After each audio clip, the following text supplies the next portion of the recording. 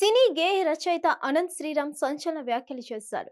సినిమాల్లో హైందవ ధర్మంపై దాడి జరుగుతుందని, మన పురాణాలను వక్రీకరిస్తున్నారని హైందవ సభలో ఆగ్రహం వ్యక్తం చేశారు.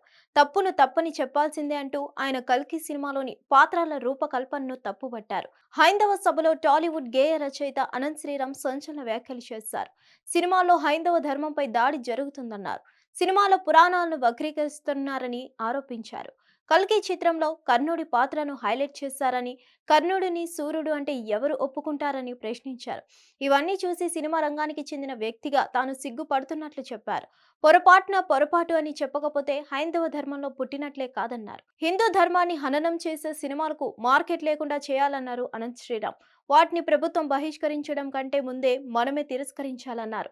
గన్నవరం మండలం కేసరపల్లిలో జరిగిన హైందవ శంఖరావానికి ప్రజలు, విహెచ్సి కార్యకర్తలు పెద్ద ఎత్తున తరలివచ్చారు. విశ్వ హిందూ పరిషత్ అంతర్జాతీయ అధ్యక్షుడు అలోక్ కుమార్, అయోధ్య రామ మందిరం ట్రస్ట్ గోవింద్ దేవ్ మహారాజా, విహెచ్పి కార్యనిర్వాహక కార్యదర్శి మిలింద్ పరందే, జాయింట్ సెక్రటరీ కోటేశ్వరరావు శర్మ ఈ కార్యక్రమానికి ముఖ్య అతిథులుగా హాజరయ్యారు. వీరితో పాటు రాష్ట్రంలోని 150 మంది స్వామీజీలు ఈ శంఖరావంలో పాల్గొన్నారు. ఈ సభకు శ్రీ త్రిదండి చిన్నజీయర్ స్వామి హాజరయ్యారు. ఆయనకు విహెచ్సి పెద్దలు, సభ నిర్వాహకులు స్వాగతం పలికారు. ఆలయాలకు స్వయం ప్రతిపత్తి వచ్చే వరకు పోరాడతామన్నారు. విహెచ్పి నేత గోకరాజు గంగరాజు, దేవాలయ రక్షణకు ఎంతో మంది బలిదానాలు చేశారని, దేవాలయాలు దోపిడీకి గురవుతున్నాయని ఆవేదన వ్యక్తం చేశారు.